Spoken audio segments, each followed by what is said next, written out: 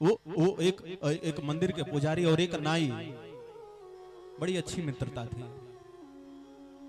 वो जो नाई थे वो पुजारी जी से रोज कहा करते थे, जब भगवान बड़े दयालु हैं तो ये लोगों को कष्ट क्यों बार बार मिलता है, ये बड़ी बड़ी आपदाएं क्यों आती हैं, किसी का एक्सीडेंट हो जाता है, कहीं बाढ़ आती है, कहीं भूकंप आता है, कहीं लड़ाई झगड़ा होता है, महाराज ऐसी उत्पात क्यों होते हैं।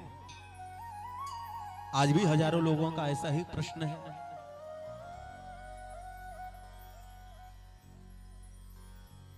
भगवान रक्षा क्यों नहीं करते, भगवान इन दुखों से पहले लोगों की रक्षा, लोगों के प्राणों की रक्षा क्यों नहीं करते।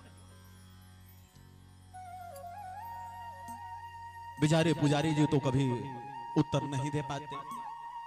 भैया ये तो अपना अपना कर्म है, इस दुनिया का ऐसा मंजर क्यों है, कहीं जख्म है कहीं पीठ पर खंजर क्यों है, जब तू ही रहता है जर्रे जर्रे में तो फिर जमी पर मंदिर और मस्जिद क्यों है, जब तू ही लिखता है सबका नसीब तो कोई बदनसीब, तो कोई मुकद्दर का सिकंदर क्यों है, कोई मुकद्दर का सिकंदर। एक बार की बात है, जहां उस नाई की दुकान थी, जहां वह हजामत का काम करता था, मोहल्ले में एक व्यक्ति दिखलाई पड़ा जिसकी लंबी लंबी दाढ़ी है, खूब बड़े बड़े मूंछ हैं, लंबी लंबी, खूब बाल बड़े बड़े बिखरे।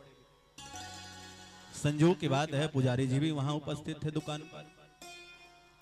कहने लगे भैया तुम्हारे मोहल्ले में ऐसा व्यक्ति भी है, देखो तो सही, लगता है ये कभी हजामत नहीं कराता। गलती तो तुम्हारी जरूर होगी क्योंकि तुम्हारी दुकान पास में है, फिर भी इसके बड़े बड़े बाल, ये भूत जैसा घूम रहा है। नाई कहता है भैया हमारी कोई गलती नहीं है, हम तो 2 पैसे के लिए अपना दुकान खोल करके रखते हैं, लेकिन यह जब हमारे पास ही नहीं आता तो हम इसकी हजामत कैसे,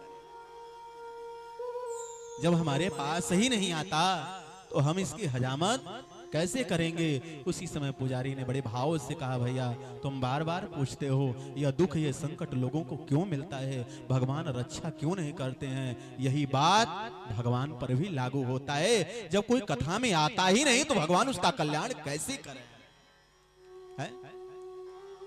जब कोई भगवान की कथा में आता ही नहीं, कोई भगवान का नाम जपता ही नहीं, एक लोटा कोई सूर्य भगवान को अर्घ देना ही नहीं चाहता, तो बताओ भगवान की गलती है।